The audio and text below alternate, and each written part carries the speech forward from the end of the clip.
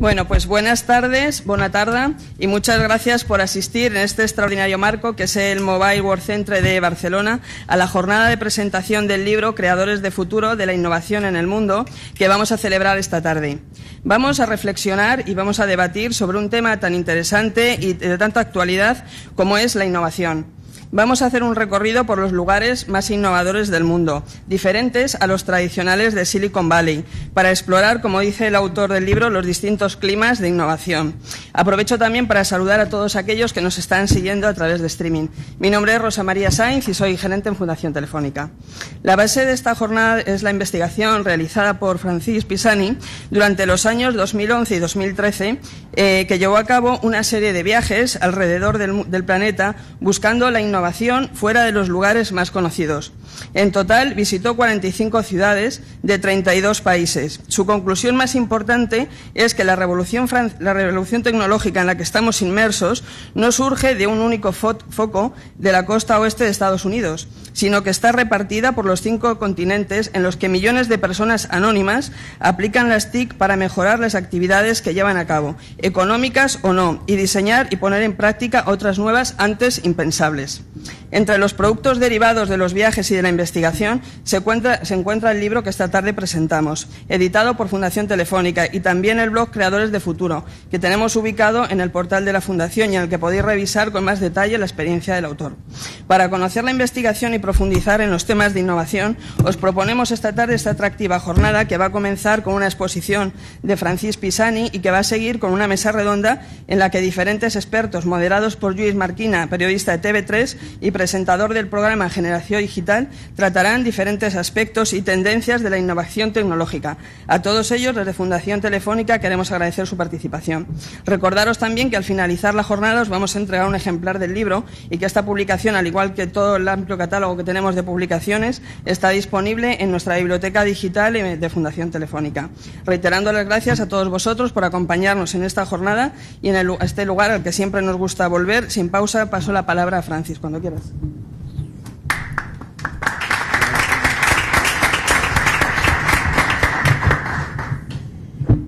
Gracias por haber venido.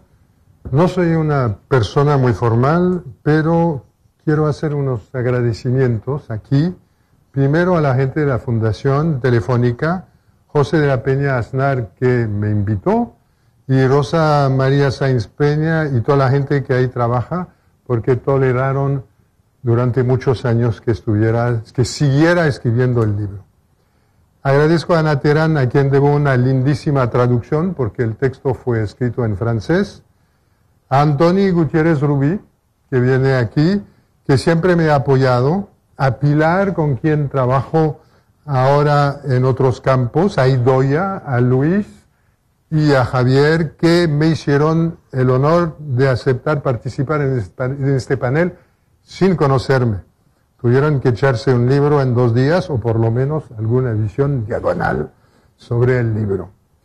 Entonces, ya que no somos muchos y que estamos entre amigos, yo quiero tratar de evocar algunos elementos importantes en el proyecto. Primero, cómo llegué a este proyecto de dar la vuelta al mundo, casi 50 ciudades y más de 30 países. Es que nunca he sido convencido que el mundo es como debería ser, pero quería saber cómo es, y de ahí, por eso me volví periodista, cuya virtud cuyo imperativo fundamental es la curiosidad. Primero busqué revoluciones en Irán, en Portugal, en Chile, en Cuba, en Nicaragua, en El Salvador, en Guatemala. Algunas llegaron al poder, otras no, y muchas fueron decepcionantes. En el 1996 entendí que las tecnologías de la información estaban cambiando muchas cosas. Vivía en México, decidí ir a San Francisco, me instalé en Berkeley, que está frente a Silicon Valley, pero en parte de la bahía de San Francisco, y pasé 15 años ahí. Y al final de esos 15 años estaba convencido de que solo se innovaba en Silicon Valley. Tenía el mayor desprecio por lo que se hacía el resto del mundo. pero al cabo de un cierto, tuve la oportunidad o la necesidad de volver a Europa. Participé en una emisión para África en France 24, que es una televisora francesa que emite hacia el resto del mundo, y descubrí que había gente interesante en África y en otras partes, y empecé a estar atento. Y había leído el libro de Thomas Friedman del New York Times que dice el mundo es plano. Cuando dice esto, dice entre otras cosas que el mundo se está homogeneizando alrededor del modelo de Silicon Valley. Y eso no correspondía a mi experiencia. Yo nací en París, viví muchos años en México, en Estados Unidos, viajó y entonces había algo que no me sonaba. La única solución era ir a ver. Voy a empezar ahora con algunos, y el libro es el resultado de esta intención. Voy a empezar con algunos ejemplos concretos y con algunos retratos. Tengo muchos más, pero son algunas cosas para que tengan ideas. Y no funciona esto. Ya. El primer ejemplo es de Filip Milošević a la izquierda y Vladan Joder, que son dos serbios. Y ellos organizaron las protestas con música para luchar contra Milošević, para reunir a la gente con falta de respeto, con música, con diversión, con cosas sencillas. Y contribuyeron de manera amplia a la caída de Milošević. Y después llegaron a crear otro festival que se llama Share, que es un tipo de TED participativo, quiere decir gente de calidad, pero con la gente que puede, con Barcamp, con la gente que puede crear el programa que quiere, muy participativo. El segundo ejemplo es de Silvio Meira, en Recife, muy cerca del culo del mundo de Brasil, ahí en el norte. Es profesor de computación, descubrió que sus alumnos se iban todos a otros lugares que pagaban mejor, con mayores oportunidades, y entonces creó, para mantenerlos ahí, una asociación público-privada para crear condiciones de instalación de empresas, de atracción de empresas grandes. Y hoy en día Recife es el tercer punto tecnológico de Brasil, detrás de São Paulo, que tiene 25 millones de habitantes, y de Río, que tiene 12 millones de habitantes. El ejemplo siguiente es de esa linda señora Aulia, cuyo nombre es impronunciable, pero voy a tratar, Aulia Ali Matusadia, más conocida como Oli y como Salsa Bella en la web. Lo fascinante de esa mujer, cuando la entrevisté, tenía 28 años, había escrito más de 25 libros, tenía 2 tiendas de moda, hace su hijab de fantasía, como usted lo puede ver en la ventana, y como es musulmana, hija de musulmán, fue esposa de musulmán, pedía permiso al papá y al marido antes de hacer cosas, pero innovaba y hace libros de tecnología también. Otro ejemplo, Linda Kwamboka en Nairobi. Esa señora participó, creo, con 3 compañeras, una plataforma para, el principio es conocido hoy en día, para permitir a los agricultores de Kenia de saber a qué precio vender sus productos y de saber y de reunirse para mandar los productos, la producción de manera junta, para que reducir los costos de transporte o para traer los insumos. Y por fin, como ejemplo concreto, ese señor de Bangalore, no sé si ven bien la caricatura, pero dice, el papá dice a su hija, no vas a externalizar tus tareas a la India. Y cuando el señor, que se llama de verdad Ganesh Krishnan, 2 nombres de dioses, cuando vio esto se dijo, eso es una buena idea de negocio. Y entonces creó una empresa que se llama Tutorvista, que vendió a la misma empresa de The Economist y que ahora está presente en todo el mundo. Y el principio es que pone en relación profesores de la India o de Pakistán con alumnos, estudiantes de Estados Unidos, Australia o Gran Bretaña. Esos son ejemplos en Europa, América Latina, Indonesia, Kenia y India. Hay muchos más. El trate siempre de construir el viaje y el libro con base en ejemplos concretos. Ahora, otra parte de mi presentación del libro, a partir de esos ejemplos concretos, traté de encontrar, basándome en esas gentes que yo entrevistaba, las condiciones de la innovación. Para empezar, ¿qué entiendo por innovación? Y mi definición viene de la pregunta que hice a las 300 personas que entrevisté. La innovación es un nuevo ensamblaje improbable de elementos que no todos son nuevos para afrontar un problema o aprovechar una oportunidad. La novedad está en la combinación. Hay elementos que no son nuevos, lo que es nuevo es la combinación, lo cual abre muchas perspectivas. La innovación no es solamente y a veces no es esencialmente, perdón Javier, tecnológica. No, entonces, eso es la definición. ¿Cómo se hace? ¿Cuáles son las condiciones que se encuentran cuando se viaja buscando lugares de innovación?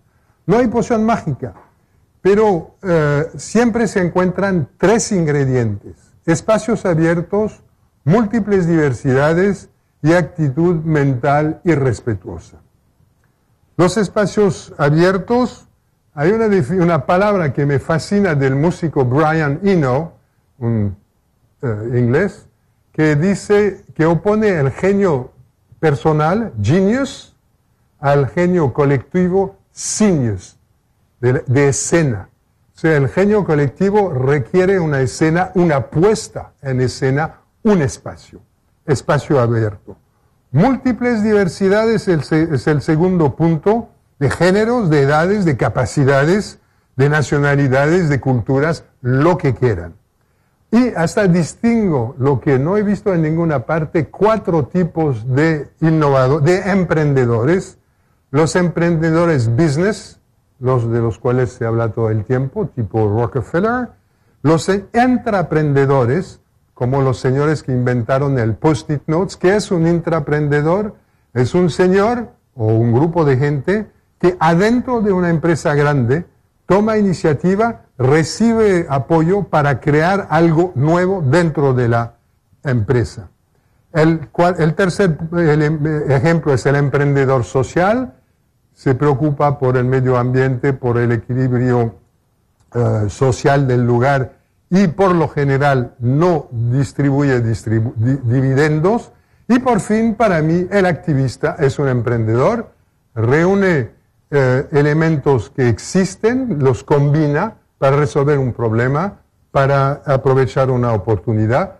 Gandhi o Martin Luther King no hicieron otra cosa. En esto juega un papel bien importante lo que yo llamo las diásporas creativas. Ustedes han oído hablar de la clase creativa. No sé si existe una clase creativa, pero las diásporas creativas que están en Barcelona, en muchas partes, que es decir, hay muchos extranjeros y mucha gente que de Barcelona se ha ido a otro lugar, son gente que al viajar establecen elementos, vínculos entre las culturas, las experiencias o, como es de moda decir, los ecosistemas. Y por fin, la actitud mental y respetuosa consiste en nunca tomar no como una respuesta o, como dice una frase común en este país, nunca tomar es lo que hay como una respuesta. Lo aprendido, un tercer punto, lo aprendido en la producción no sirve para la innovación. La metáfora de la producción es el jardín. Se cultiva, se mide, se riega, etc. La metáfora de la innovación es la selva tropical, es la serendipia. Las cosas surgen, son malas hierbas, son cosas improbables y de ahí surge lo nuevo.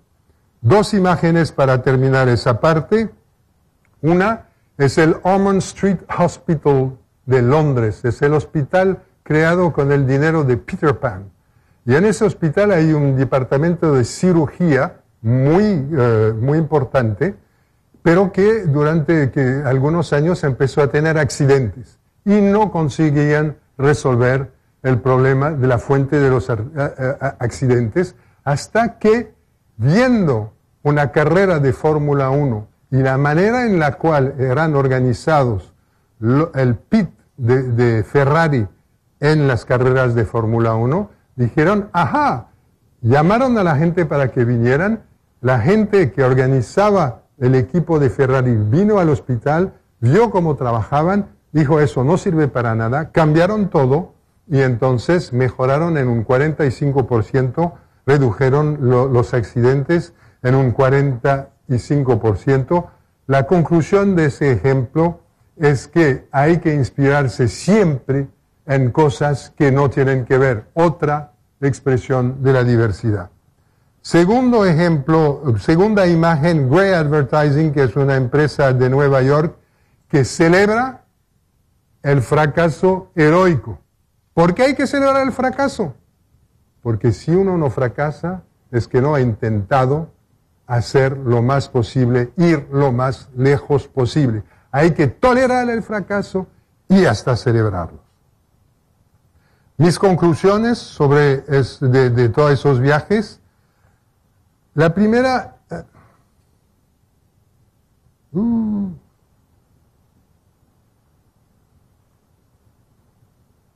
Bueno, hay una pequeña falla en la correlación entre la presentación en slide y el texto, los apuntes que tengo. Las 5 lecciones que yo saco de estos viajes es, la primera, la innovación está distribuida. En el mundo entero encontré gente que innova, en África, en India, en China, en América Latina, en Europa, como creo haberlo mostrado.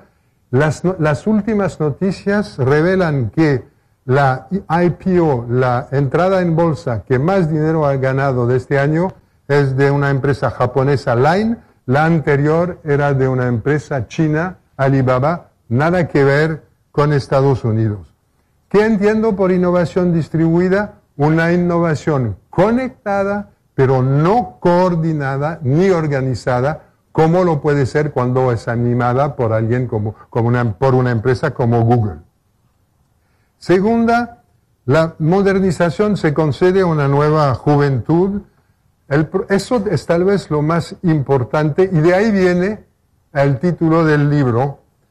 Durante los últimos 500 años, en muchas partes del mundo, la modernización venía de afuera, lo cual justifica que en algunos casos se esté en contra, o que alguna gente esté en contra y otra gente esté a favor.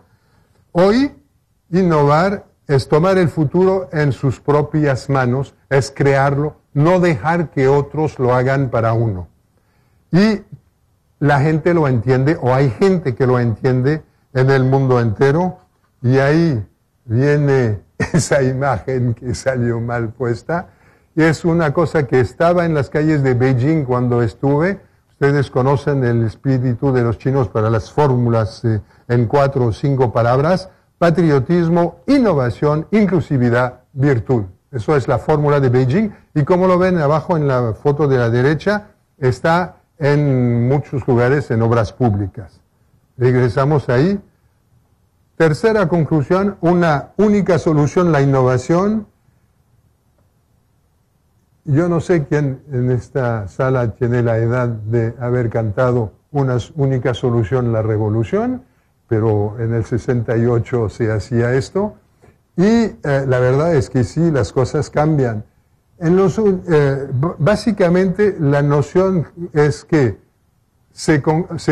para expandir el mercado se recurría a la conquista de país, conquista de mercado. Hoy en día se descubre que se puede crear mercados nuevos. Hay muchos aspectos, la base de la pirámide, o la creación de mercados inventados, como los inventos Steve Jobs con el iPhone, entre otros ejemplos. Pero cuidado, no digáis, yo innovo, Porque la gente que dice yo innovo, por lo general, no innova mucho o usa eso para pretender innovar y no lo hace. Hay una fórmula de los codificadores, de los desarrolladores, que dice en inglés, just fucking do it. Hostias, ahí solo hay que hacerlo. La cuarta fórmula, la cuarta lección, innovar no otorga todos los derechos. Hay malas tendencias en este momento en la Silicon Valley. Una tendencia a ignorar o despreciar los problemas sociales. Hay tensiones entre las grandes empresas y la población de San Francisco.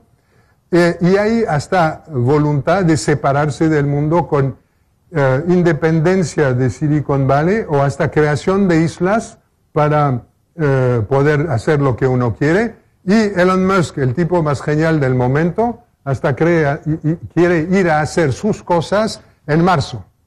Ahí nadie lo va a molestar, será él el jefe, pero no estoy convencido de que sea una buena solución para el mundo. Cuando llegué a Silicon Valley en el 96, entrevisté a Jerry Yang. ¿Quién sabe quién es Jerry Yang? El fundador de Yahoo.com. Y ese fundador de Yahoo.com me dijo, yo quiero ser millonario y cambiar el mundo. Hoy en día, Silicon Valley expresa, como dice Sagalasi, de uno de los sitios más importantes de información de la región, Silicon Valley expresa de una cultura de imbéciles. Quinto punto, quinta lección, elogio a la curiosidad, a las fricciones y a las rarezas. Básicamente, hay que cambiar el chips o el sistema operativo sería mejor. El conocimiento que aprendemos en la escuela o que se supone aprendemos en las escuelas, en las universidades, permiten resolver problemas en función de soluciones pasadas. Se trata, por definición, la palabra no es mía, de conocimiento obsoleto. La curiosidad permite enfrentar la incertidumbre y abrir soluciones. No mata al gato. Es muy curioso. En francés se dice c'est un vilain défaut, es una cualidad fea, un defecto feo. En español o en inglés se dice que mata al gato. No mata al gato, permite descubrir continentes y es más importante hoy que la inteligencia. Las fricciones permiten que surjan innovaciones cuando la gente no está de acuerdo. Es el secreto de la creatividad de los israelíes, es el secreto de espacios abiertos con roces, abrasividad, dicen algunos teóricos. Y las rarezas, no se olviden que la ventaja competitiva más importante es la diferencia. Y en ese mundo en el cual todo el mundo hace lo mismo que los demás, la mejor manera de tener una ventaja competitiva es de ser diferente. Terminaré con unas invitaciones, más que a leer el libro, a copiarlo, o más bien a copiar la gente retratada en él, los invito a inspirarse en esa gente. Eso es la primera. La segunda invitación, si bien es importante conocer al mundo y sus reglas, gracias a la curiosidad, nunca se debe aceptar lo que hay como la única posibilidad. Nuestro deber es mover lo que podemos para mejorarlo. No hay nada más estimulante ni más divertido. No es una tarea fácil, pero como lo dije hace poco, hostia, hazlo. Just fucking do it. Y terminaré con otro ejemplo de Yakarta, un señor que se llama Ono Purbo y que inventó toma un wok. Usted conoce el sartén del sudeste asiático, le pone un tubo PVC, un pendrive y con eso permite a un barrio compartir una conexión wifi. Era tan problemático para las empresas de telecomunicación que ellos mandaron el ejército para detenerlo en la universidad en la cual estaba. Y al ver esto, uno de mis alumnos me dijo, innovar es desobedecer. Gracias.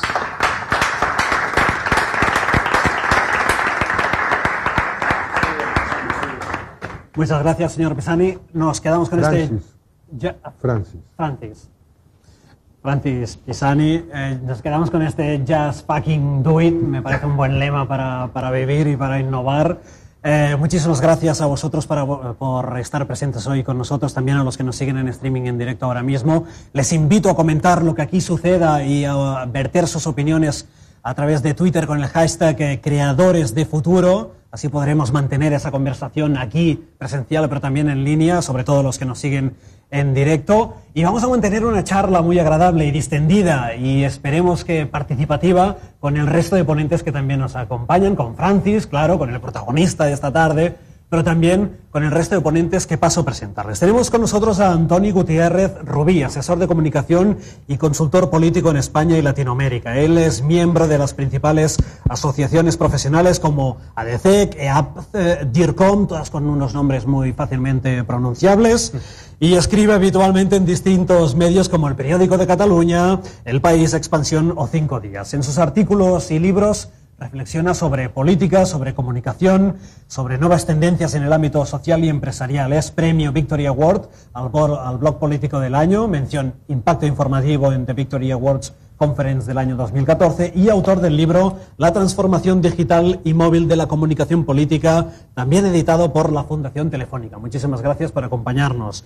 También tenemos con nosotros a Pilar Conesa, pionera española de las Smart Cities, esas Smart Cities que ahora ya están en boca de todo el mundo, pero usted ya vio que ahí estaba el futuro, y defensora de la innovación en la transformación exitosa de negocios. Ha ocupado diversos puestos de dirección en empresas TIC y organizaciones públicas. En la actualidad es fundadora y CEO de Anteverti, una asesoría independiente en el ámbito de las TIC, que colabora con empresas e instituciones en proyectos de transformación de los procesos y también del modelo de negocio mediante el uso de tecnologías. Y asimismo también es directora del Congreso Smart City Expo World Congress, un encuentro mundial de referencia que tenemos la suerte de albergar en esta ciudad, en Barcelona, un punto de referencia en materia de Smart Cities y soluciones urbanas. Muchas gracias, señora Conesa. También nos acompaña Xavier Capalladas, Head of New Products en Telefónica Innovation, liderando la creación y desarrollo de nuevos productos y de servicios de Telefónica, centrándose especialmente en las fases de aceleración y crecimiento.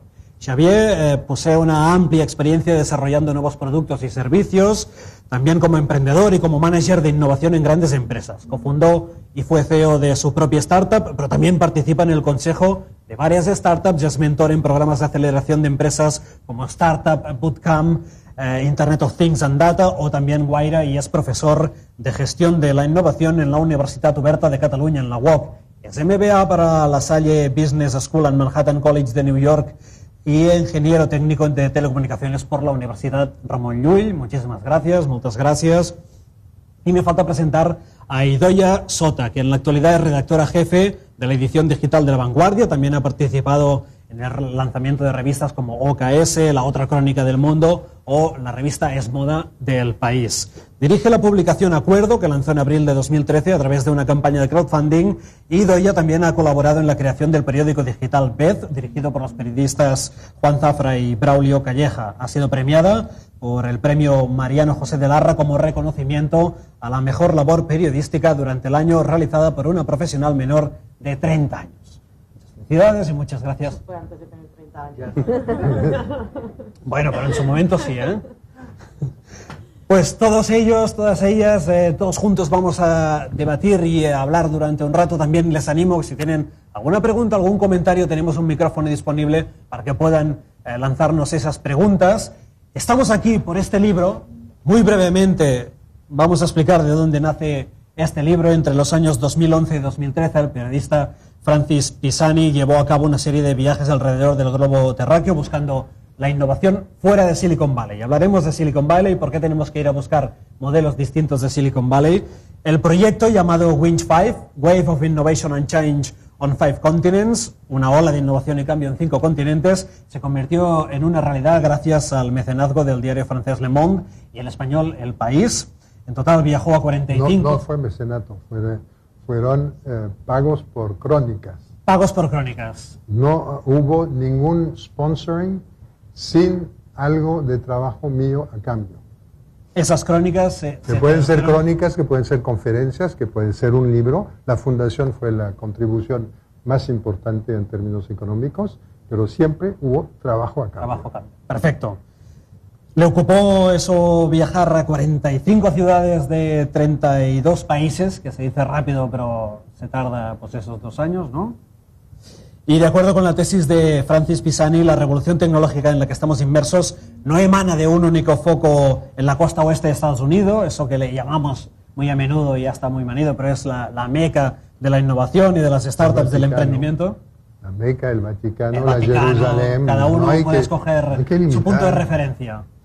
Sino que también está repartida por los 5 continentes, como vamos a comentar ahora. Vaya, que de toda esa epopeya ha salido este libro, que les invito, si no lo han leído, que lo descarguen desde la página web de la Fundación Telefónica. También lo tienen disponible en las distintas App Stores de los libros electrónicos. Después, al final, también podrán, creo, hacerse con un ejemplar. Y después de esta presentación de proyecto, me gustaría que Antoni, que creo que tiene una relación bastante profunda, nos haga una presentación inicial de su persona. También tengo que decirles que Antoni tiene un compromiso que le obligará a abandonarnos en unos minutos, así que le cedemos esa primera palabra y le pedimos pues eso, que nos presente al otro Francis. Bueno, yo no me voy a atrever a presentar a Francis, voy a presentar lo que yo he conocido desde hace tiempo de Francis y creo que os puede servir de pista, ¿no? O al menos una impresión, ¿no? Yo quiero trasladarte hoy mi afecto, ¿no?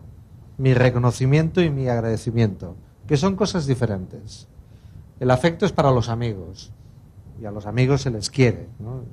Y es mutuo. Te quiere mucha gente y eso es importante. Segundo, el reconocimiento al maestro, que eso también es muy importante.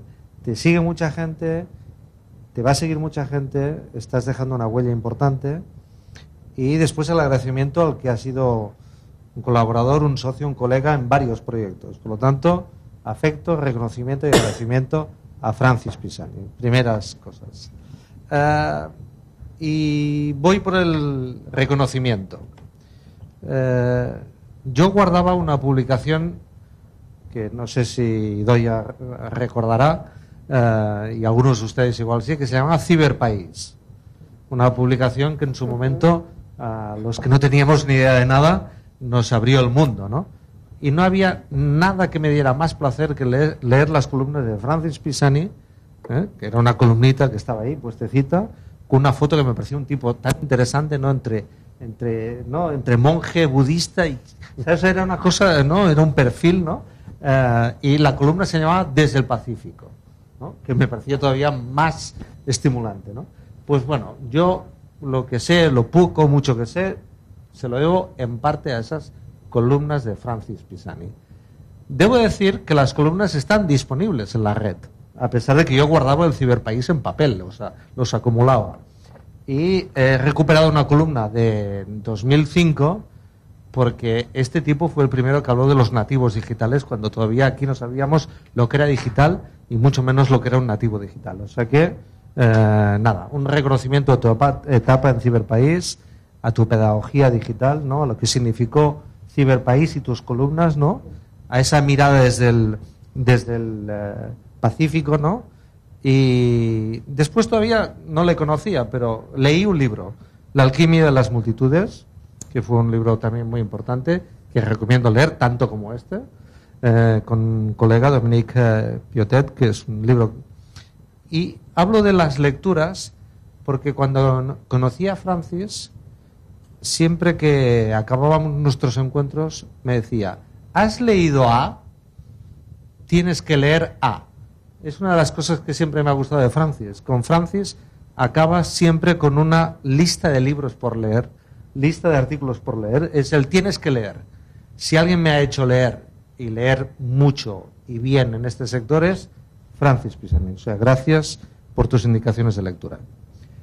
Después tengo que hacer una confesión. Me arrepiento muchísimo, pero muchísimo, muchísimo, y lo digo aquí, de no haberte acompañado a uno de esos viajes. ¿Es culpa mía? No. Tú me invitaste y yo me puse como tontorrón cuando salimos, dónde vamos, quién hace qué, con qué horario. Yo me puse tontorrón y no te acompañé. Y me jode de cojones, ¿no? Porque nos lo hubiéramos pasado estupendo y no sé si hubiéramos ido a 45 ciudades, pero él me propuso acompañarle en uno de sus viajes y no fue posible. Si vuelves a hacer otro viaje, que espero que lo hagas, yo te acompaño. Te lo dije en su momento, a llevarte una maleta, espero hacer algo más ahora, pero en fin, me arrepiento y espero que no me vuelva a suceder. Y acabo con esta introducción, que espero que sea tan simpática como sincera. Yo todavía no he leído el libro, me he ido directo a las conclusiones, pero sí que me he vuelto a releer los primeros capítulos de un libro que me fascinó de pequeñito, que era La Vuelta al Mundo en 80 días. Y lo he vuelto a leer porque me acordaba de una anécdota del principio del libro donde está el reto, en donde sale la apuesta de si se puede hacer la Vuelta al Mundo en 80 días o no. Estamos hablando de 1872. El reto es que había habido un robo en el Banco de Inglaterra y en uno de esos clubs ingleses dos personas discuten sobre dónde se puede fugar o dónde se va a ir el ladrón, ¿no? Y en esa discusión hay uno que dice, bueno, el mundo es tan grande que se puede haber ido a cualquier parte. Y el protagonista disiente, dice, no, el mundo se ha hecho muy pequeño porque podemos comunicarnos y viajar y recorrerlo como nunca antes lo habíamos hecho. Y el otro dice, bueno, si para dar la vuelta al mundo se necesita como mínimo 3 meses. Y el protagonista dice, no, 3 meses no, 80 días. Y es la idea de que el mundo se ha hecho pequeño. De alguna manera tu viaje nos ha hecho grande y pequeño el mundo, ¿no? Nos ha permitido conocer al tipo de Yakarta, ¿no? Esta señora fantástica, innovadora. Y esto es una de las cosas que te agradecemos, que nos has hecho el mundo que es complejo, pequeño o próximo, ¿no? Y que nos animas a viajar por él. Por lo tanto, un homenaje también a la Vuelta al Mundo en 80 días. Él no lo va a confesar, espero que sí que lo haga, pero en el viaje al mundo en 80 días, los medios de transporte en su momento fueron el ferrocarril, el buque, el barco de vapor, el elefante y el trineo. Estos eran los medios de transporte. Me consta que menos elefante creo que has hecho lo mismo, pero con algunos más. Y si quieres nos cuentas alguna anécdota de este viaje fantástico. Muchas gracias por escribir este libro. Muchas gracias por hacer lo que haces. Espero que escribas muchos más. Y estoy muy feliz de estar aquí contigo, aunque te tengo que dejar a ti y a los colegas, pero espero haberlo hecho con todo el corazón y toda la pasión que te merecías. Vamos a anunciar que la noticia es que vamos todos contigo a Quito. No. Para Soy yo el que me voy a contigo. Quito. Muchas gracias a ti. Muchas gracias, Antoni. Yo he dicho relación profunda, me has mirado como con cara de... Y veo que sí, que es bastante profunda. Vale.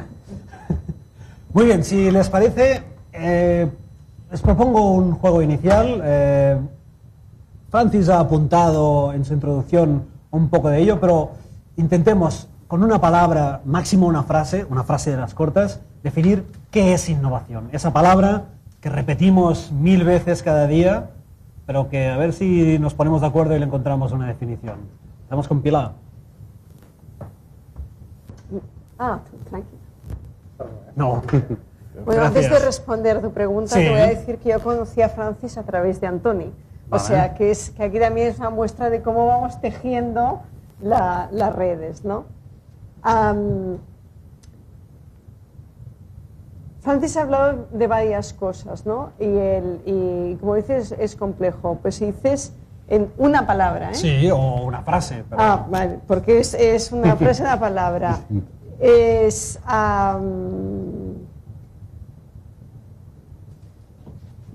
abrir, o sea, es abrir la mente y conectar. Que eso también va encajado con lo que decía Francis de encajar distintas piezas, ¿no? Pero para mí la innovación básicamente es abrir mente y conectar con otras personas, con soluciones, con viendo otras cosas. Xavier. Primero de todo, felicidades al libro. Yo creo que Sí. es de lectura muy recomendable y las conclusiones yo creo que están realmente muy bien y que aproximan muy bien a lo que es la innovación real, ¿no? Definir la innovación en una palabra o una frase es muy complicado, pero yo utilizaría dos frases muy cortas, ¿eh? Primero, si te consideras un innovador, yo creo que lo primero que tienes que hacer es intentar demostrar que tu visión no es una alucinación. Esto es de las cosas más importantes. Y esto básicamente se basa en que no solo va de inventar, sino que hay que inventar y comercializar. Porque si no, al final, y desde un punto de vista muy bajado al suelo, si no te puedes quedar en lo que yo llamo los charlatanes de la innovación. Yo últimamente soy muy crítico en esto y que estamos rodeados un poco de todo este bullshit, todo este ruido que tenemos alrededor, y al final va de inventar, más luego comercializar y crear un producto, un servicio que tenga un sentido dentro del mercado. ¿Y crecen y se reproducen estos charlatanes de la innovación? ¿Está creciendo en la población de...? Mi sensación que últimamente no estoy muy crítico, un poco pesimista, pero a veces yo creo que hay un poco de burbuja, ahora que también está de moda esta palabra, alrededor de esto, ¿no? Y luego lo podemos tratar en más profundidad. Idoia. Bueno, yo quería felicitarte también por el libro, Francis, y además, bueno, ahora que cuando trabajas en un medio estás todo el rato buscando temas por todos lados, solo abrir el libro es encontrar 8.000 artículos para publicar, ¿no? Y con mucha rabia saber que ya están todos publicados, pero así que felicidades, porque creo que son unos muy buenos ejemplos los que has elegido a lo largo del mundo. Yo creo que innovar es básicamente encontrar soluciones duraderas a problemas comunes o a problemas que afectan a más de un grupo pequeño de personas, ¿no? Y luego definir qué es pequeño o grande, esto ya depende de las sociedades. Y creo que básicamente se puede hacer a través de dos vías. A través de invenciones, de inventar nuevas tecnologías que no existían anteriormente, o a través de aplicaciones, que es cómo estas tecnologías se aplican de manera diferente para lograr justamente solucionar esos problemas. Francis, tu viaje empieza para buscar otro Silicon Valley. ¿Por qué? ¿Está sobrevalorado Silicon Valley? ¿Es un modelo que antes servía para ahora ya no? ¿Servía para unos cuantos pero para los otros no? Yo creo que hay dos dimensiones. Una, fundamental, hay gente innovando en el mundo entero. No importa lo que se pueda pensar de Silicon Valley, es importante ver que se está innovando en el mundo entero, y para las empresas sugiero lo que llamo una atención en 720 grados, 360 en cuanto al campo de acción, a la especificidad de la empresa. Si uno mira solo lo que su sector, no ve algo que puede surgir de otro sector. Y en segundo lugar, no solamente su mercado, sino todos los mercados, o como está de moda hoy, no solamente su mercado y Silicon Valley, sino el resto del mundo. Ahora, dicho esto, ¿qué es lo fundamental? Yo creo sí que Silicon Valley tiene dos problemas. Un primer problema al cual traté de aludir, que es hay una separación, hay una ideología libertaria de derecha con mucho desprecio a la gente, a los problemas sociales, y que aleja el universo en el cual se va creando de los problemas de la gente. Y yo creo que en ese sentido y hay la obsesión de la disruptive innovation, que es tipo Google o tipo Facebook, si se quiere, cuando hemos visto o cuando podemos ver que Toyota, el presidente de Toyota prohíbe el uso de disruptive innovation porque dice que eso no lleva a nada. Él quiere para su empresa múltiples innovaciones pequeñas para mejorar los productos y seguir adelantando. Entonces, obviamente hace falta un equilibrio entre las dos, pero no podemos solo mirar a Silicon Valley por los problemas que tiene. Y una última cosa que me llama mucha atención, cuando me fui, ya estaba harto de la repetición, estaba harto del comportamiento todo el mundo hace lo mismo, el pensamiento único de los VCs, de los capitalistas de riesgos. Todo el mundo trata de hacer lo que el otro ha hecho. ¿Sí? Cuando un tipo llega tiene 20 años, que es una maravilla, entiende muchas cosas, y que oye hablar de una aplicación X, dice, ¡ay, fabuloso! Pero esta aplicación ya hemos visto otra iteración 5 años antes, 2 años antes, 4 años antes. Hay mucha repetición, mucho alejamiento de los problemas del resto del mundo, y para retomar lo que decía Idoia, lo que es fascinante es descubrir cuáles son las definiciones de la innovación. Hay un tipo en Turquía que me dijo, innovación es revolución. Un tipo en Australia, yo hice la misma pregunta a todo el mundo. Un tipo en Australia, en Sydney, que me dijo, innovación es ganar mucho dinero. Y en África hay gente que me decía, innovación es resolver los problemas concretos de manera nueva, eventualmente utilizando las tecnologías de la información. Sí, con lo que comentabas de Silicon Valley, a mí me parece interesante las reflexiones que hace Francis en el libro, ¿no? Pero sobre todo el decir, hay una visión de decir, hemos de crear otro Silicon Valley, por ejemplo aquí en Barcelona, en muchos sitios. Yo pienso que el Silicon Valley es irrepetible porque sea una concentración de capacidad inversora, de atracción de talento muy fuerte. Entonces no se trata de repetir Silicon Valley, sino de crear centros de innovación que tengan otras atracciones, otros drivers, otros elementos básicos, ¿no? Porque no sea repetitivo, porque no tenemos el mismo entorno, y lo que es bueno es crear distintos focos de innovación y distintos ecosistemas de innovación, ¿no? Y con esto también me gustaría ser crítica un poco con la visión que hay, que el emprendedor de éxito es el que monta una empresa y en poco tiempo la vende por muchos millones a una gran empresa. Para mí el emprendedor de éxito es el que consigue tirar adelante como decía Idoia, una solución a un problema,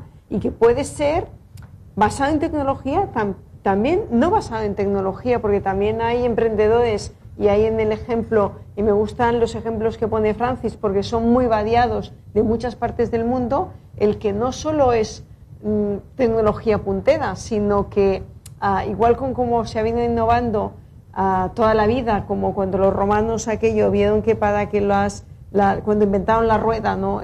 O sea, puede haber innovación en cómo produces, en cómo vendes, en cómo conectas, de muchas maneras. Evidentemente la tecnología ayuda a crear nuevas soluciones, pero lo importante es que sea algo que genere una nueva solución y que hay emprendedores de muy distinto tipo.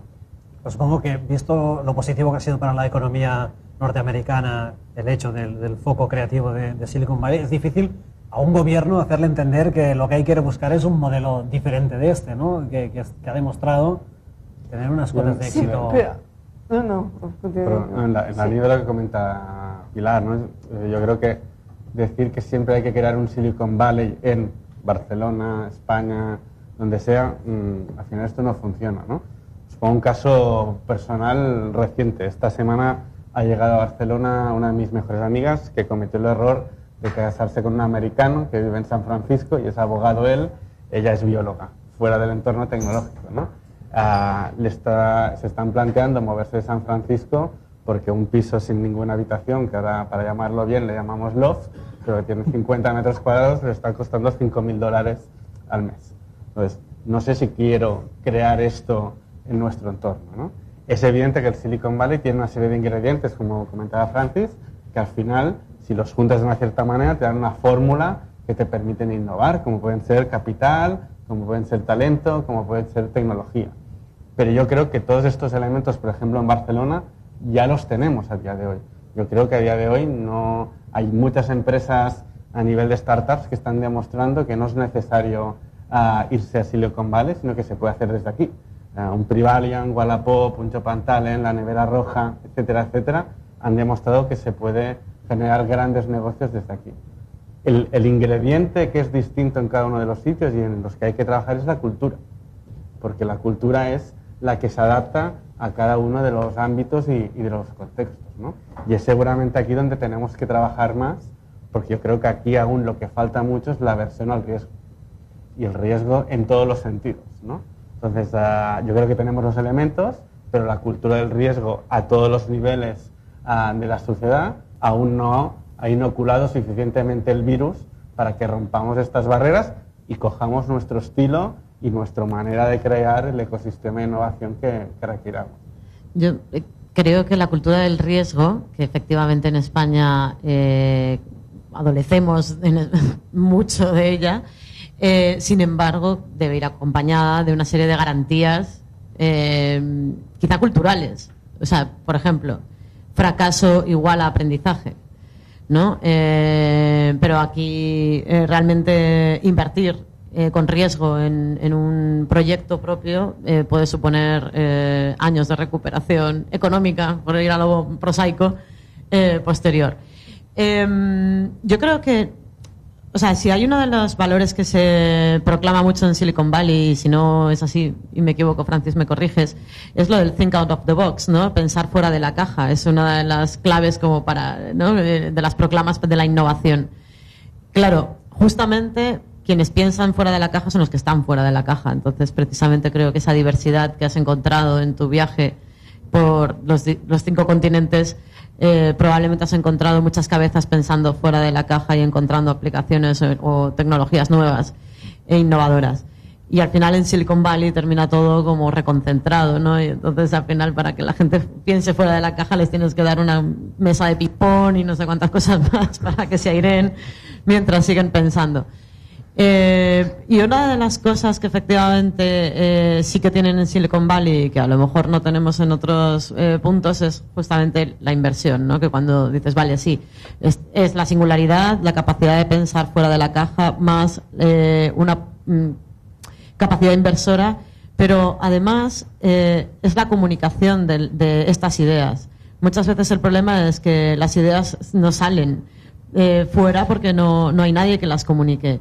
Y ahora justamente lo que creo que tenemos, y por parte de los medios de comunicación una responsabilidad, es una fiebre comunicadora de cualquier invento nuevo, ¿no? Todo lo nuevo brilla, y entonces todos los días cosas súper innovadoras en los medios de comunicación. Creo que nos falta, haciendo autocrítica, un poco de crítica, valga la redundancia, a la hora de elegir qué y qué no vale la pena ser comunicado, y de esa manera quizá a lo mejor podamos hacer mayor altavoz, sin necesidad de hacer centros estos reconcentrados, ¿no? de innovación, thinking out of the box. Gracias. Volviendo y un poco tomando en cuenta lo que se ha dicho, en primer lugar, hay una gran mentira sobre Silicon Valley, es que se ignora la importancia de la inversión del Estado. No existiría Silicon Valley sin el dinero del gobierno federal y sin el dinero del gobierno estatal. Un ejemplo que doy muchas veces: una vez fui al edificio de Computer Science, de Ciencia de la Computación de Berkeley, visitar a un amigo que estaba en el último piso y me dijo, vamos a bajar juntos, y nos detuvimos en cada piso y vi entonces 7 u 8 o 10 o 15 proyectos. Todos tenían dinero del DARPA, que es el Departamento de Defensa de Estados Unidos. Hay un libro ahora escrito por una inglesa cuyo nombre se me olvida, pero que muestra que la importancia del dinero del Estado, lo que los europeos no entienden a veces es la forma de meter dinero. En vez de decir, vas a hacer eso, dicen, tengo ese problema, y el que lo resuelva recibe millones de dólares. Así surgió la Internet. Así surgieron los coches sin chofer, y la anécdota que más me fascina es un proyecto que promete millones de dólares a quien invente un robot líquido. ¿Y por qué un robot líquido? Porque hoy en día Estados Unidos está en guerra en ciudades. En las ciudades es difícil ver con quién se combate. Entonces ellos tiran robot por encima y el robot mira lo que hay. Pero eso es muy latoso, a veces no se puede. Si se pudiera hacer un hueco así en un muro, con un robo líquido aquí, que es líquido que pasa por aquí y que después se recompone ahí, podría haber lo que hay del otro lado. Tal vez son 20 años o 30 años o 40 años, pero es una forma de llamar a la innovación. Sobre el resto de... Entonces, los demás secretos de Silicon Valley son mucho dinero que no tiene miedo al riesgo, estoy de acuerdo contigo, el no miedo al fracaso y al riesgo primero, al fracaso segundo, es una cosa cultural fundamental. Tiene universidades, pero hay universidades de calidad en el mundo entero, cada vez más. China, Israel, India, entre otros países, tienen universidades de gran nivel. Y si ¿quién sabe que en los dos fundadores de Instagram hay un brasileño formado en Brasil? Pues no mucha gente, pero formado en una universidad brasileña. Y el último punto es el dinero. Nunca en mi viaje alguien me ha dicho no hay dinero. El problema no es hay dinero, hay ricos en el mundo entero, más o menos, pero hay ricos. Pero tienen más miedo a riesgo, están acostumbrados a invertir en una mina o una tienda. Pero los hijos que mandan a Estados Unidos o a Europa o a China o a Hong Kong o a donde sea, aprenden la cultura de riesgo y así se va moviendo ese dinero. El problema es que todavía prefieren invertir en sus hijos, aun si no son buenos, que en los jóvenes que sí tienen talento de inventor, de innovador y de emprendedor. Hablemos de dinero. ¿Qué casos de financiación atípicos te has encontrado? Yo creo que lo más... Primero hay un modelo que siempre es el mismo, es Friends and Family, amigos y familia, y todo el mundo tiene que empezar así, y puede ser una pareja en el cual uno deja de trabajar, hay casos así, y es para empezar a tener algo como un prototipo o un proyecto o algo así. Después hay los ángeles de la inversión, después hay los inversionistas de semilla y después ahí, en fin, avanza. El problema es que cada vez se deja algo de autonomía y de control de su empresa. Pero las dos grandes tendencias, una gran tendencia es que cuesta 100 veces, yo no me acuerdo la cifra, 100 veces menos crear una empresa innovadora hoy que hacerlo en el 95-96 cuando llegué a Silicon Valley, porque el hardware cuesta menos, el software se puede hacer en open source, los servidores pueden se alquila un espacio en un servidor, y se puede trabajar con gente en el mundo entero. El precio baja, entonces se puede empezar seriamente con el dinero de los amigos y de la familia. Y en segundo lugar, hay esa nueva fórmula muy importante que es el crowdfunding, donde se puede llamar, como Idoia lo ha hecho y conoce mejor que nosotros, porque lo ha hecho concretamente, yo no, llamar a la participación de la gente, mostrando que uno trabaja sobre un proyecto que vale la pena y dando algo a cambio. Y ahora lo comentaba Francis, has lanzado proyectos periodísticos usando algunos la fórmula del crowdfunding. ¿Cómo es este proceso? Y también, alguien que quisiera ahora emular este proceso, ¿qué recomendaciones les darías? Es que más que cómo es este proceso, quizás lo que yo puedo contar es lo que yo he aprendido con este proceso, ¿no? Porque cada uno tiene su experiencia, pero sí que he aprendido que la gente está más dispuesta a apoyar proyectos cuanto más concretos y definidos mejor, no demasiado amplios y no demasiado ambiciosos o etéreos, tienen que ver que son realizables y muy simples en su ejecución, entonces es mejor hacer varios crowdfunding para diferentes partes de tu proyecto que no un macro crowdfunding para el proyecto en completo, ¿no? Luego que tienes que tener muy claro que vas a ser capaz de devolver a quienes han participado en tu crowdfunding lo que les has dado tu palabra que ibas a poder darles, ¿no? Aunque todo el mundo sabe que cuando entra en un crowdfunding puede ocurrir que pues a veces no recibas lo que estabas apoyando, es una inversión de riesgo. pero tienes que tener muy claro que vas a poder devolverlo, y hay casos de gente que finalmente, o de proyectos que mueren de éxito, ¿no? Que de pronto consiguen vender tantas unidades en su crowdfunding que luego no son capaces de fabricarlas. Estamos hablando, por ejemplo, de artículos físicos, o de enviarlas, ¿no? Y vas viendo también, a medida que van avanzando el crowdfunding, que van pasando los años y vemos nuevos proyectos, como hay algunos que ya te dicen, bueno, no he incluido el envío, ¿no? Porque debe ser que alguien antes se debió pillar los dedos bien, ¿no? con el crowdfunding. Y luego que, claro, lo de muy concreto, lo digo por experiencia propia, porque al final cuando pones el proyecto entero, sometes el proyecto entero al crowdfunding, el proyecto puede virar.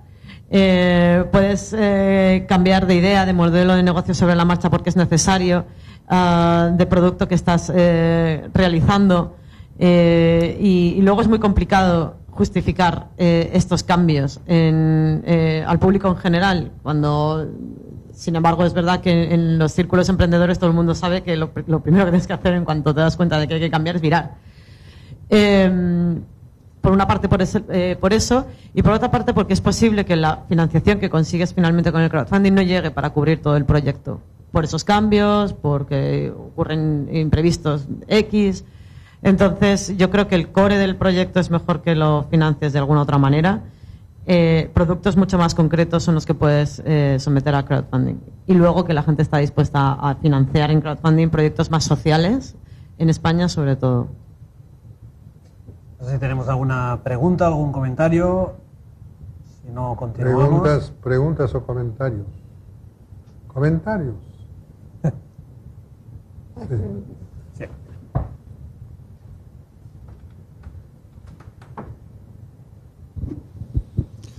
Realmente, seguro después de leer tu libro, Francis, tendré muchísimas más preguntas, porque creo que lo poco que he escuchado hasta ahora de los demás elogiando tu libro también, es que hay un trasfondo también muy social y muy ético de la innovación en lo que has descubierto en este camino que has hecho.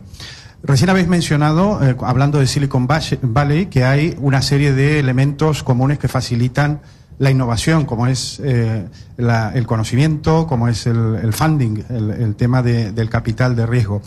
Pero tengo la sensación de que son intentos de las grandes empresas de poner junto todos los elementos en grandes cantidades que finalmente producen resultados de innovación.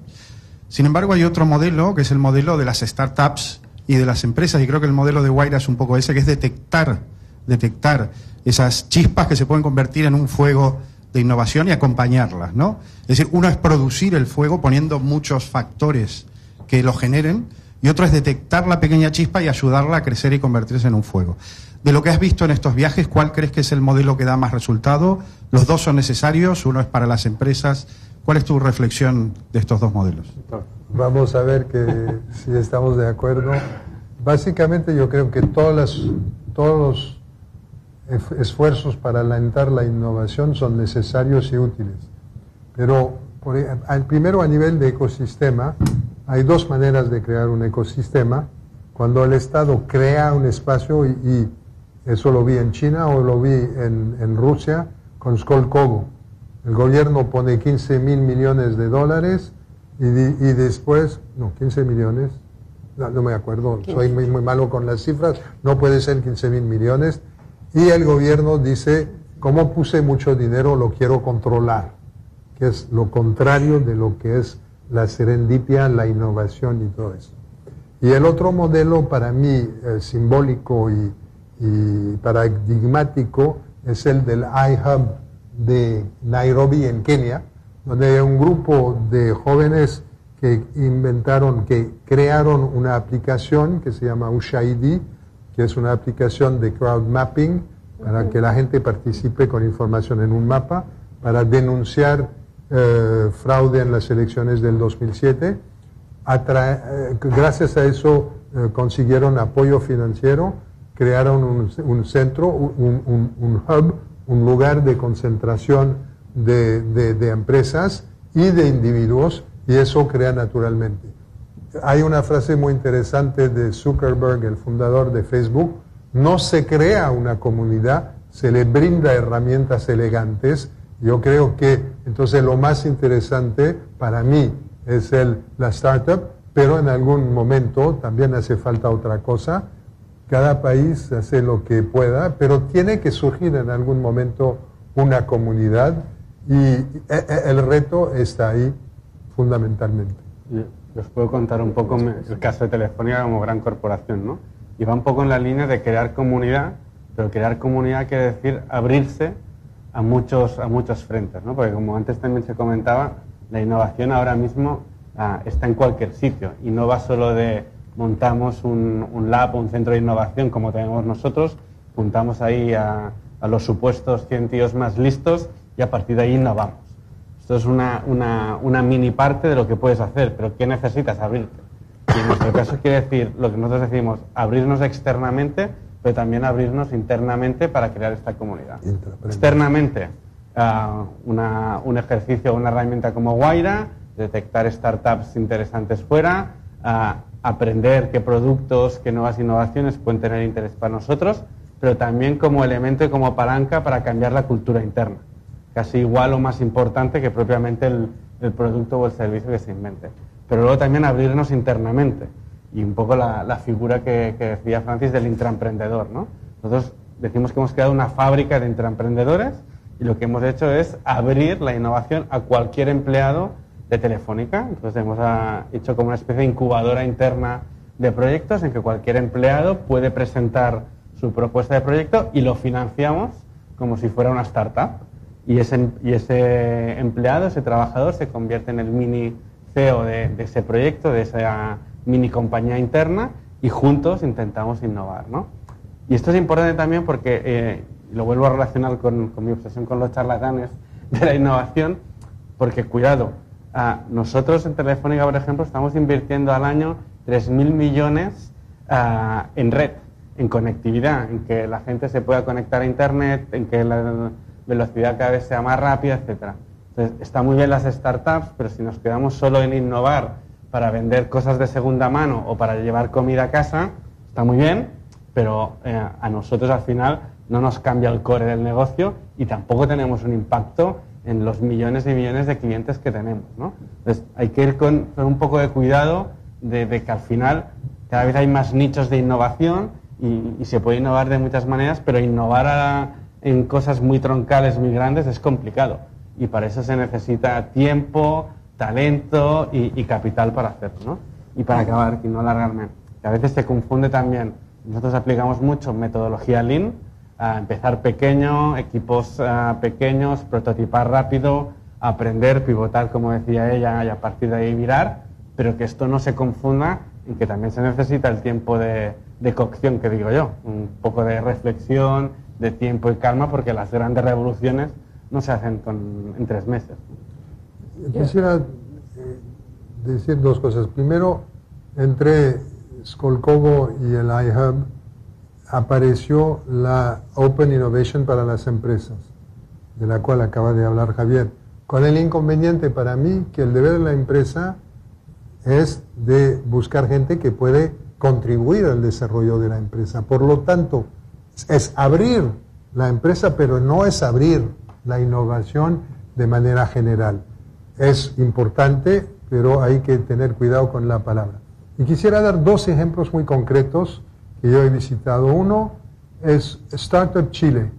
Chile decidió, el gobierno chileno, invitar a gente del mundo entero, dándoles una cuenta bancaria, una tarjeta de trabajo, no me acuerdo cuántos miles de dólares, pero muy poco, con la única condición... creo, ¿no? ¿Perdón? 50.000, 40.000.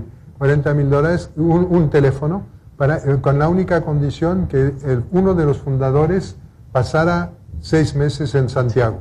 Con lo cual se crea una red de gente que se conoce y que circula en el mundo entero y se desarrolla en Santiago, que es otro culo del mundo, una cultura de la innovación. Eso es una adaptación de un modelo súper inteligente. Otra adaptación en Mumbai, que es Miles Murphy con otro señor que creo que inventaron el concepto, practicaron el concepto de excubadores, no incubadores, sino excubadores. ¿Por qué?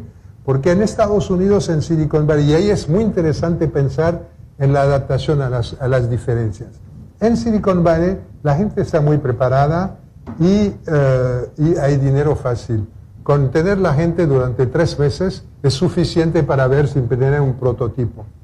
Pero en Mumbai el alquiler es muy caro y la gente requiere de 3 años para llevar a un proyecto, para producir un proyecto que tenga pie y cabeza. Entonces no pueden albergar durante 3 años con alquileres altos a esa gente. Entonces, ¿qué hacen? Le dicen, sí me interesa, pero tú te quedas en tu garaje, te quedas en tu piso, te quedas en donde quieras, nos vemos una vez a la semana, me hablas cuando quieras y te atiendo y te pongo en contacto con gente. Entonces son adaptaciones de modelos para lo mismo crear una cultura de la innovación. Yo con eso quería decir respecto a la pregunta, ¿no? Yo pienso que hemos de huir de aquello, de hablar de un modelo específico, porque yo pienso que hay unos requerimientos genéricos, y antes se han comentado, ¿no? De que tienes que tener talento, tienes que tener unidades cercanas, tienes que tener espacios que ayuden a que la gente se interconecten, pero luego la aplicación hay que tener muy en cuenta la cultura del lugar, ¿no? Hace poco en La Vanguardia hubo un artículo de Boyd Cohen que decía Silicon Valley, no Barcelona, y el artículo venía a decir un poco en lo que decía antes, me parece que había sido Idoia, había sido tú, de que hay mucha gente en Silicon Valley que las condiciones de vida son muy duras porque no es un entorno agradable para vivir, porque la gente es un espacio donde no puedes ir a pasear, los apartamentos son súper caros, tienes también problemas a los que empiezan a tener hijos dices, quiero que mis hijos estén viviendo aquí. Entonces hay espacios como los de Barcelona que tienen un atractivo de calidad de vida brutal, que tienen también un ecosistema de diversidad, que es otro elemento de tener gente variopinta, y por tanto cada lugar ha de buscar cómo atraer talento, y por ejemplo el ejemplo de Chile era, desde el punto de vista de Chile, cómo que no es, y además no hay una cultura emprendedora en Chile, cómo decir, he de buscar algún Vidos que me venga aquí y que me extienda esa cultura de la innovación, ¿no? También estoy viajando mucho en Latinoamérica, en África y en otros países, ves que en cada lugar, o sea, el que ha tirado adelante es porque los ecosistemas que han tirado adelante es porque han encontrado el decir cómo aporto valor, cómo con lo que tengo, dónde busco valor y cómo voy a buscar lo que me falta, ¿no?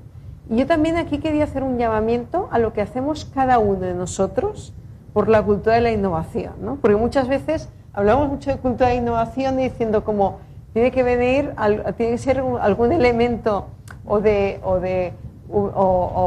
porque viene, o porque hay mucho dinero, o porque hay una actuación de gobierno.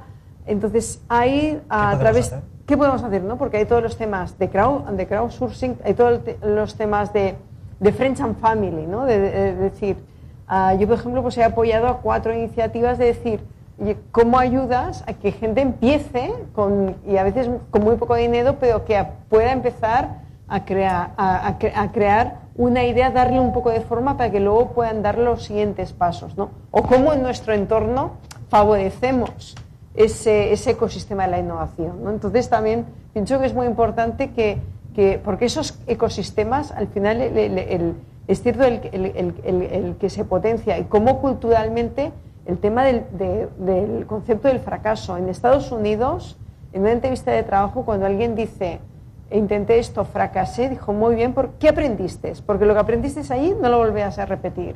Aquí la cultura es, alguien ha fracasado, vamos, ni locos, ¿no? Porque empezó esto y tuvo un problema, ¿no? Entonces, esto también es un tema de cultura global, ¿eh? Y de cultura en nuestras organizaciones, con nuestros equipos, con el cómo ayudamos a darle la vuelta a esa cultura, porque esa pesa mucho, mucho, mucho.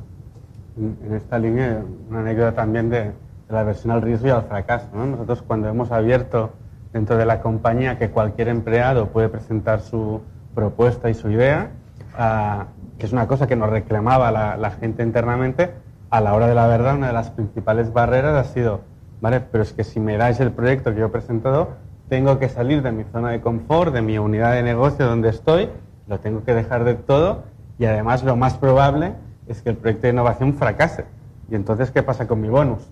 Lo digo como ejemplo práctico y real de lo que uno al final tiene que luchar cuando crea una fábrica de innovación, ¿no? Entonces, es cambiar esta cultura, no solo protestar por decir que no me ponen las condiciones para innovar, sino que cuando las tengo, cambiar la cultura y evidentemente que la compañía diga no te vamos a restar porque el proyecto al final no salga bien, sino que tu bonus, siempre que haya un aprendizaje, será igual o superior a que si supuestamente has cumplido unos KPIs que quizás son más artificiales, ¿no? Y también para crear innovadores, y vamos a abrir aquí un melón que quizás es difícil, tenemos que crear los innovadores del futuro, y para crear los innovadores del futuro tenemos que atacar a las líneas más tempranas de nuestros jóvenes. Estamos transformando la educación y haciendo lo necesario para que crezca la llama, la chispa de la innovación en los más pequeños y se conviertan en futuros innovadores. Los más pequeños son las universidades, ¿no? A lo mejor yo pienso que en las escuelas. Sí, pero es que ya mismo en las universidades deberían estar haciendo como 30 veces más, ¿no? Y ahora siguen estudiando manuales, ¿no? Yo cuando he ido alguna vez a dar alguna clase siempre intento llevarlo todo al terreno práctico, ya que se terminen proponiendo proyectos en el aula. Y hay cosas irrealizables, pero bueno, por lo menos se intentó, ¿no? Pero luego a veces hay apatía.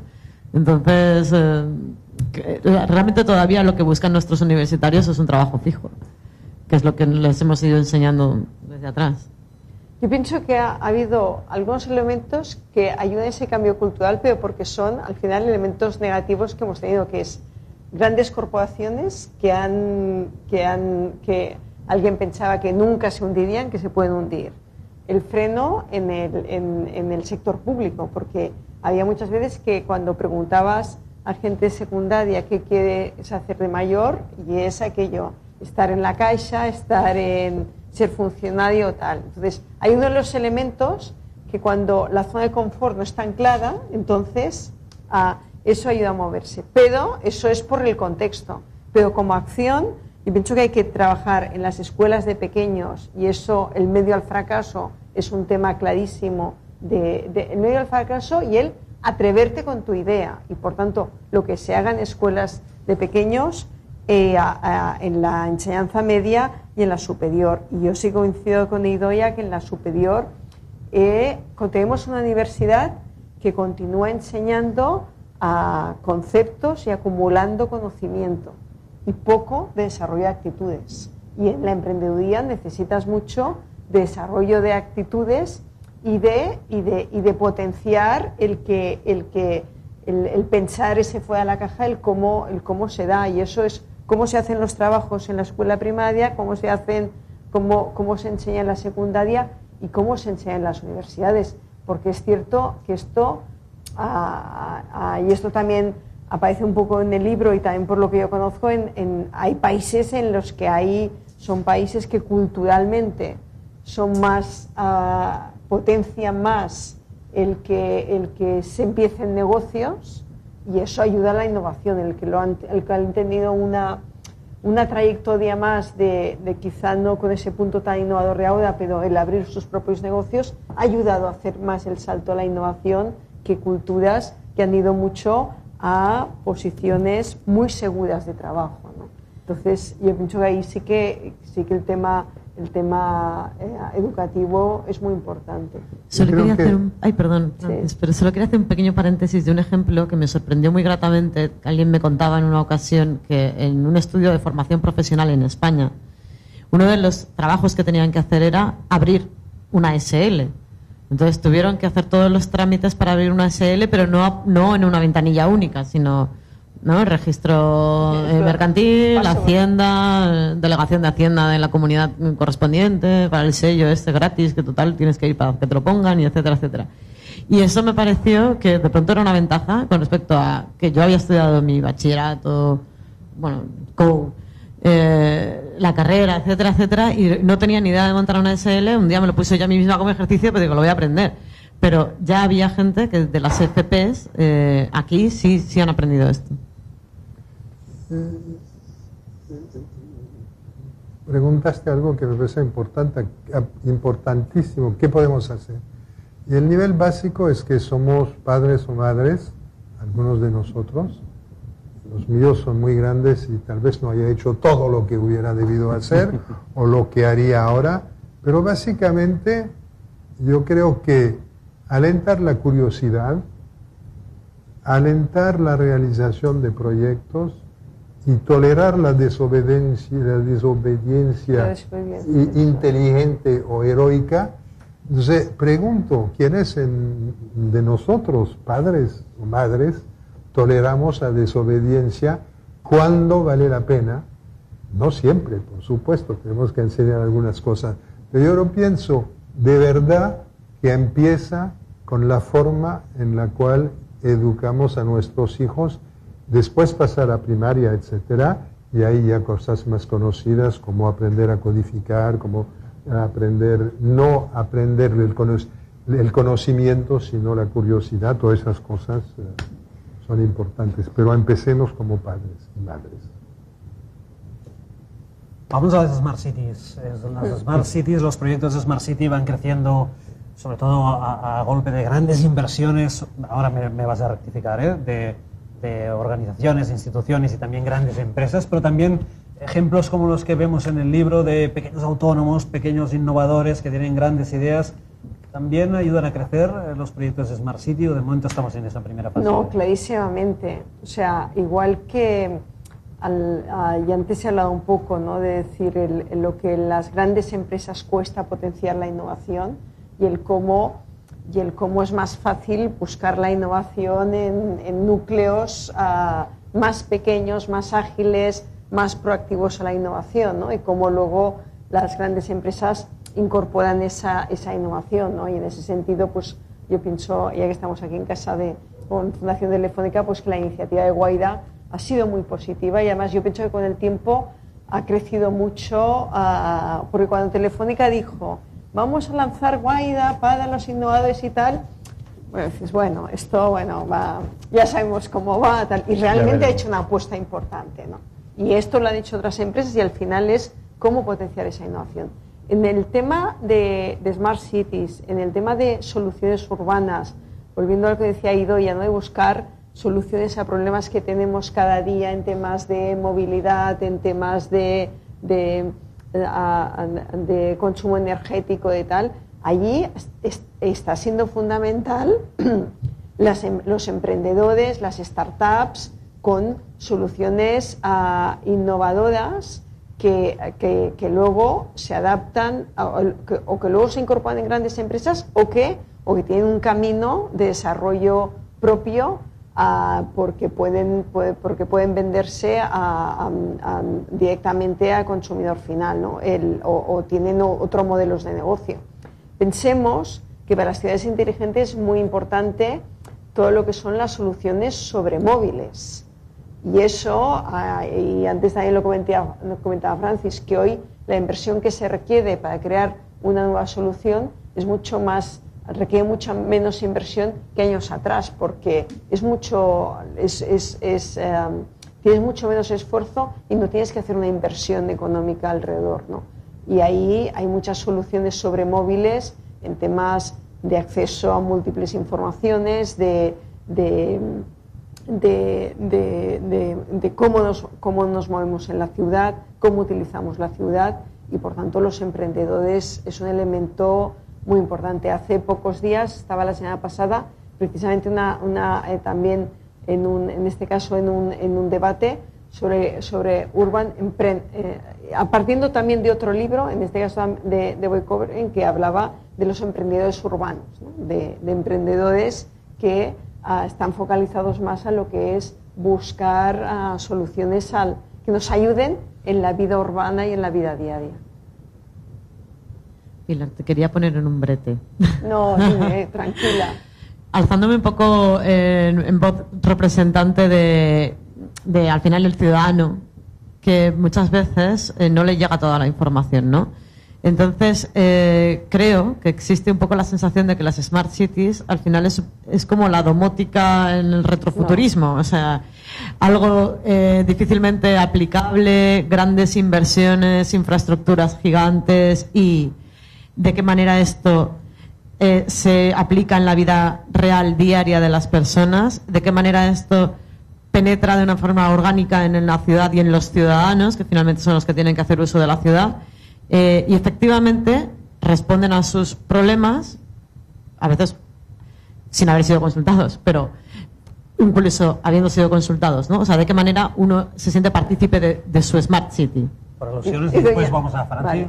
Me encanta que me hagas esta pregunta, porque estoy de acuerdo que el concepto Smart City, primero, además tuvo una focalización muy grande en que Smart Cities es el uso de la tecnología, y Smart City es un concepto mucho más amplio, porque la tecnología evidentemente es un medio para innovar y para hacer las cosas más fáciles, pero lo importante es qué haces, y en Smart Cities hay un objetivo de mejora de calidad de vida de los ciudadanos, con un cambio radical, con una mejora radical en lo que es la sostenibilidad medioambiental, y con también en cómo conseguimos también un uso mucho más participativo y colaborativo del espacio público, con un impacto social y con temas, por descontado, de eficiencia energética. A mí me gusta poner algunos ejemplos de cosas que son Smart Cities, que no tienen por qué pasar por la tecnología, y que además hay una participación y una involucración ciudadana, ¿no? Es cierto que en la Smart City se hablaba mucho del citizen engagement, de la involucración ciudadana, que está costando mucho más de lo que, si me hubiesen preguntado hace 5 años cómo estaríamos hoy a nivel de involucración ciudadana, hubiese dicho que estaríamos mejor, en general, Sí, en general, y cuesta, y eso cuesta, y ayuntamientos abiertos y tal. Es decir, por ejemplo, el uso de espacios públicos para huertos urbanos. Dices, esto, ahí si acaso la tecnología es cómo se ordenan aquello, quién va a cuidarlo, pero es un tema marginal, ¿no? Pero ahí es cómo un espacio público que no se está utilizando se pasa a reutilizar, y además es gestionado por un grupo de vecinos, ¿no? Porque ahí también la Smart City, yo pienso que hay una cosa que ha de aprender la administración, y antes había algún ejemplo que salía como referencia, es que en algunas cosas ha de pasar más de proveedora de servicios a impulsora o a facilitadora de servicios, en el sentido de cómo reutilizamos mejor los espacios públicos de la ciudad, para que espacios públicos que no se utilizan las 24 horas del día se puedan reutilizar y gestionado directamente por ciudadanos. Eso al final es cómo reutilizas mejor esos espacios, cómo das realmente en que la ciudadanía se involucre directamente en una cosa que tiene cercana en su barrio y que puede pasar a utilizarla. Y eso no está relacionado, como hay veces que se identifica Smart City solo con aquello, uso de datos, uso de móviles y para el bien de las grandes empresas, ¿no? Y la información es muy importante para el ayuntamiento, para gestionar mejor la movilidad, el cómo atiende mejor a los ciudadanos, para las empresas que gestionan los servicios urbanos, pero hay muchas derivadas que es en lo que es el impacto social y por tanto tanto el uso de espacios, o como por ejemplo en Latinoamérica, lo que está hablando mucho, y nosotros estamos haciendo proyectos en Latinoamérica enfocados a los temas de inclusión social, cómo las Smart Cities ayudan a reducir el gap de clases sociales, que en Latinoamérica es un problema real, ¿no? Entonces, cómo se hace, gracias al impulso de las Smart Cities, se hace posible pues que en los barrios más desatendidos tengan los servicios primarios, estén conectados a Internet, pero tengan también una mejor formación y una mejor participación en la ciudad. Francis, tenías... Pues sí, quiero decir que después de mis vueltas al mundo de la innovación, empecé otra vuelta al mundo de las ciudades inteligentes. Y tengo un libro que no existe en castellano, que existe en francés, y que se llama Entre Datapolis y Particípolis. Entonces, primero, ¿por qué decidí interesarme en las ciudades? Primero porque tuve el gusto de conocer a Pilar y un par de otros amigos que me llamaron la atención sobre el tema, pero básicamente en la continuación de lo que había hecho, es que en Silicon Valley yo veía geeks, los innovadores, los que saben de tecnología, encerrados en su cubículo con pantallas inmensas que no entendían que la gente todavía no estaba muy bien conectada en el mundo. Quiero decir, geeks que ignoraban los problemas de la gente. Después, cuando di la vuelta al mundo, me di cuenta que había geeks encerrados en sus cubículos, pero en Kenia o en Shanghai o en Río, y que esos conocían mejor su universo cercano, pero que seguían encerrados en sus cubículos.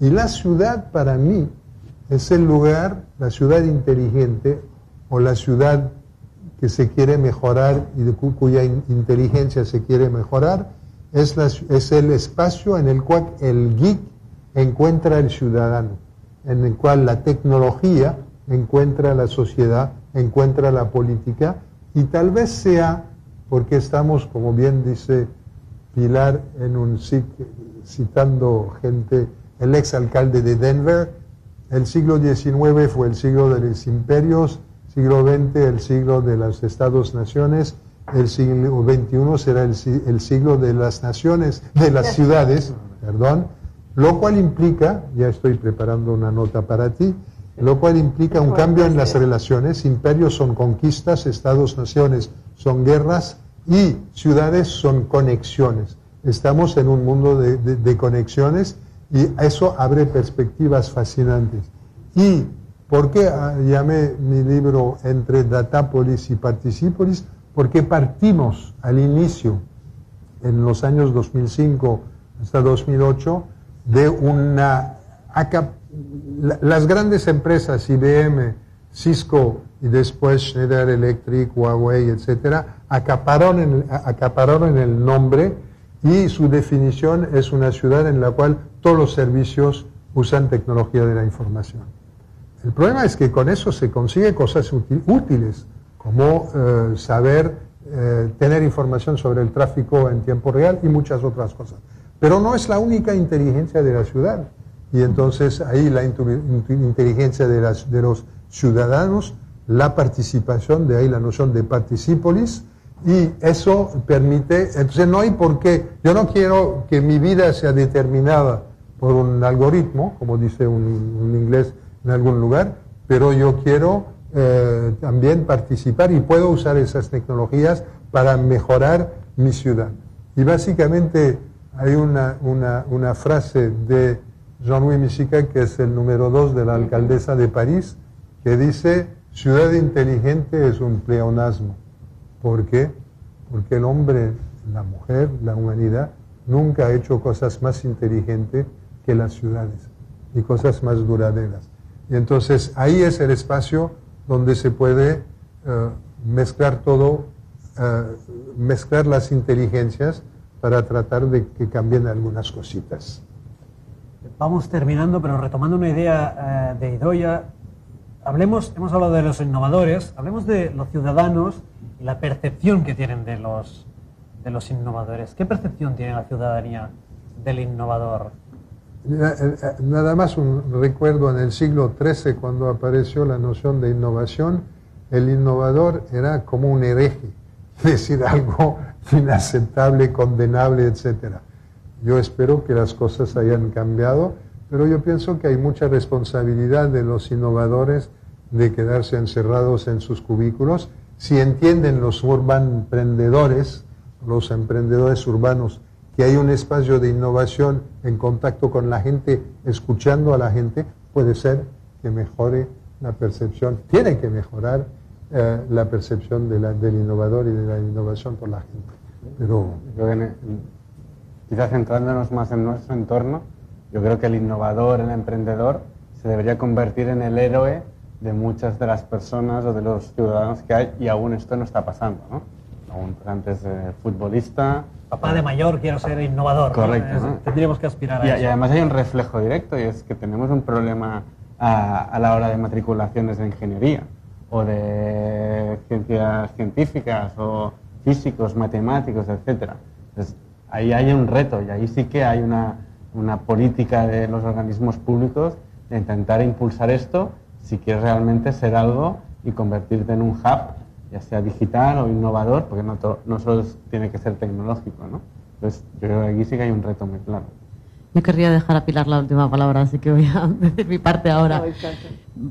Por tu experiencia precisamente con este tema, ¿no? Pero yo creo que realmente hay una desconexión entre la ciudadanía y no sé si los innovadores o los que intentan serlo, ¿no?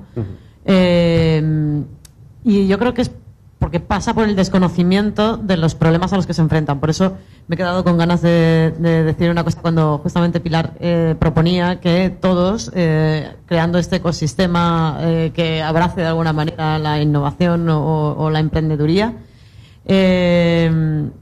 Bueno, hablamos de family friends, yo además se suele decir fools, y yo últimamente desde mi propia experiencia me he convertido en la fool que va metiendo dinero en todos lados, con el ánimo de que aquellos proyectos imposibles se den la torta y entonces todo el mundo aprenda un poquito de lo que hemos pasado, los que lo hemos intentado, y al que le tenga que ir bien, que ojalá que le vaya súper bien, pero por muy bien que te vaya, siempre hay alguna parte en tu proyecto que tienes que aprender a lidiar con pequeños fracasos en el día a día. Entonces, creo que cuanto más oportunidades generemos en la sociedad para generar pequeños fracasos o grandes fracasos, pero siempre con la capacidad de levantarse, mejor ecosistema y comprensión del ciudadano. Creo que seguimos con la disyuntiva entre innovación es tecnología. Innovación no es tecnología o no es solamente tecnología, y hasta estoy dispuesto a decir no es esencialmente tecnología. Hablamos de curiosidad, hablamos de desobediencia, hablamos de no aceptar es lo que hay. Son cosas que no tienen nada que ver con tecnología. Entonces, mientras asociamos innovación con tecnología, estamos confrontados, y tienes toda la razón, con un rechazo, una incomprensión o qué sé yo.